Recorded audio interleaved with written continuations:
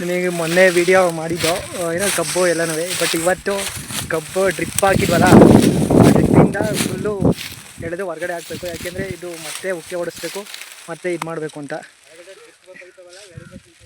ಈಗ ಟಾಸ್ಕ್ ಏನು ಅಂದರೆ ಈ ಫುಲ್ಲು 20 ಕುಂಟೆದು ಫುಲ್ಲು ಡ್ರಿಪ್ನ ಎಳೆದಾಕಬೇಕು. ಬನ್ನಿ ನಿಮ್ಮ ಜೊತೆ ಇಲ್ಲಿ ಫುಲ್ಲು 20 ಕುಂಟೆ ಎಳೆದು ಹೋಗೋಣ.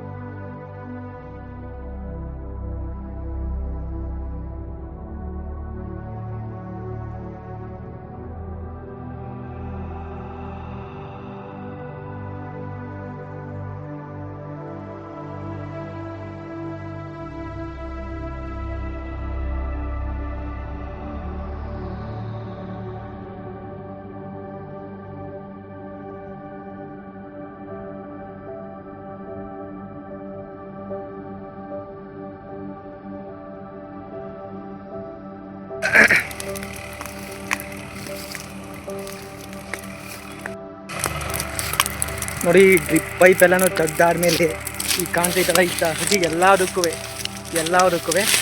ಬೆಂಕಿ ಹಾಕ್ತೀವಿ. ಯಾಕೆಂದರೆ ಇದು ನಮ್ಮ ಕಡೆ ಈ ಥರನ ಯಾವ ಥರ ಯೂಸ್ ಮಾಡಬೇಕು ಅಂತ ಮೋಸ್ಟ್ ಆಫ್ ದ ಫಾರ್ಮರ್ಸ್ಗೆ ಗೊತ್ತಿಲ್ಲ. ಅದಕ್ಕೋಸ್ಕರ ಈ ತರಗಿಗೆ ಬೆಂಕಿ ಹಾಕ್ತೀವಿ. ನೋಡಿ, ಆ್ಯಕ್ಚುಲಿ ಇದು ಅನ್ಸೈಂಟಿಫಿಕ್ ಮೆಥಡ್.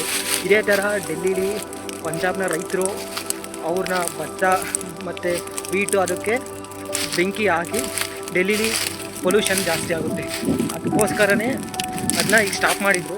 ಬಟ್ ನಮ್ಮ ಕಡೆನೂ ರೈತರು ಈ ಥರ ಫುಲ್ ಕಬ್ಬೆಲ್ಲ ಕಟಾವು ಆದಮೇಲೆ ಈ ಥರ ಫುಲ್ ಹೊಲಕ್ಕೆ ಬೆಂಕಿ ಹಾಕ್ತಾರೆ. ನೋಡಿ,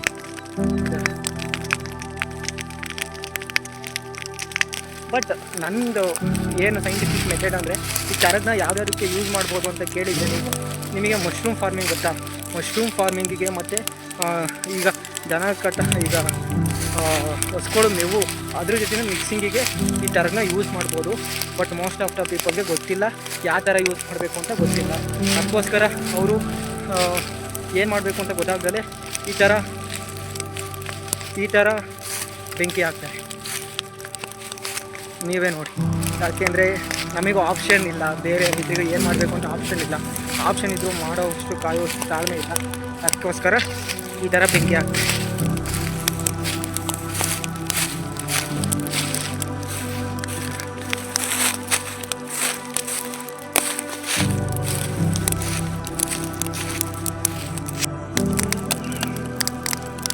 ಇದು ಫುಲ್ಲು ಆ್ಯಕ್ಚುಲಿ ಇದು ಅನ್ಸೈಂಟಿಫಿಕ್ ಮೆಥಡು. ಯಾಕೆ ಅಂದರೆ ಇದರಿಂದ ಮಾಡೋದ್ರಿಂದ ನೈಟ್ರೋಜನ್ ಏನು ಈ ತರಗಳಿರುತ್ತಲ್ಲ ಅದೆಲ್ಲ ಫುಲ್ಲು ಗಾಳಿಗೆ ಹೋಗುತ್ತೆ. ಮತ್ತೆ ಅದು ಗಾಳಿಗೆ ಮತ್ತೆ ಇದಕ್ಕೆ ಬರಬೇಕು ಅಂದರೆ ಅದು ಮತ್ತೆ ಸಾಯಲ್ ಮುಖಾಂತರ ಅದು ಬರಬೇಕು. ಆ್ಯಕ್ಚುಲಿ ಇದು ತುಂಬ ಅನ್ಸೈಂಟಿಫಿಕ್ ಮೆಥಡು. ನೋಡೋಣ. ಆ್ಯಕ್ಚುಲಿ ಇದರಿಂದ ಮಶ್ರೂಮ್ ಗ್ರೋಯಿಂಗ್ ಮಾಡ್ಬೋದು. ಆ್ಯಕ್ಚುಲಿ ಇದರಿಂದಲೇ ಮಶ್ರೂಮ್ ಗ್ರೋಯಿಂಗ್ ಮಾಡೋಕ್ಕಾಗಲ್ಲ. ಇದರಿಂದ ಮಶ್ರೂಮ್ ಗ್ರೋಯಿಂಗ್ ಮಾಡ್ಬೋದು. ಇದರಿಂದ ಮಶ್ರೂಮ್ ಗ್ರೋಯಿಂಗ್ ಮಾಡೋಕ್ಕೆ ಆಗುತ್ತೆ. ಬಟ್ ಇದೇನು ಅಂದರೆ ಮಶ್ರೂಮ್ ಗ್ರೋಯಿಂಗಲ್ಲಿ ಫುಲ್ 100% ಬರೋಲ್ಲ ಪ್ರೊಡಕ್ಟಿವಿಟಿ. ಇದ್ರ ಜೊತೆ ಒಂದು ಕಾಳುಗಳು ಸಿಪ್ಪೆ ಇರ್ತಾವಲ್ಲ ಅದನ್ನ ಮಿಕ್ಸ್ ಮಾಡಿ ಮಾಡಿದರೆ ಇದ್ರ ಜೊತೆ ಮಶ್ರೂಮ್ ಗ್ರೋಯಿಂಗ್ ಮಾತ್ರ ಮಾಡ್ಬೋದು. ಬಟ್ ನಾನಿನ್ನೂ ಮಾಡಬೇಕು ಅಂತ ಅಂದ್ಕೊಂಡಿದ್ದೀನಿ. ಬಟ್ ಈಗ ಅರ್ಜೆಂಟ್ ಇರೋದ್ರಿಂದ ಇನ್ನೂ ಫುಲ್ ತೆಗಿಯೋಕ್ಕಾಗಲ್ಲ. ಮತ್ತು ಇನ್ನೊಂದು ತುಂಡಿದೆ, ಅದು ಡಿಸೆಂಬರ್ಗೆ ಕಟಾವು ಬರುತ್ತೆ. ಆಗ ಮಶ್ರೂಮ್ ಫುಲ್ ಈ ತರಗೆ ಇರುತ್ತಲ್ಲ ಅದು ಫುಲ್ ತಗೊಂಡು ಅದರಿಂದ ಮಶ್ರೂಮ್ ಗ್ರೋಯಿಂಗ್ ಮಾಡಬೇಕು ಅಂತ ಅಂದ್ಕೊಂಡಿದ್ದೀನಿ. ಬಟ್ ಈಗ ಅನ್ಫಾರ್ಚುನೇಟ್ಲಿ ಏನು ಮಾಡೋಕ್ಕಾಗಲ್ಲ, ತೆಂಗಿಗೆ ಹೋಗಿ 20 ಗುಂಟೆ ಈಗ ಅರ್ಧ ಬೇಯ್ತು. ಯಾವ ಥರ ಇದಾಗುತ್ತೆ ನೋಡಿ. ಇದು ಬಾರ್ಡರ್ ಫುಲ್ಲು 20 ಗುಂಟೆ ನೆಕ್ಸ್ಟ್ ಬೆಂಕಿ ಆಗುತ್ತೆ. ಬಟ್ ಇದರಿಂದ ಏರ್ ಪೊಲ್ಯೂಷನ್ ಆಗುತ್ತೆ. ಬಟ್ ಒಂದು ಸೈಂಟಿಫಿಕ್ ಮೆಥಡು ಏನು ಅಂದರೆ ಆ ಥರ ಮಾಡಬೇಕು. ಬಟ್ ಇಲ್ಲಿ ಮೋಸ್ಟ್ ಆಫ್ ದ ಪೀಪಲ್ಗೆ ಗೊತ್ತಿಲ್ಲ ಯಾವ ಥರ ಯೂಸ್ ಮಾಡಬೇಕು. ಇದು ಫುಲ್ಲು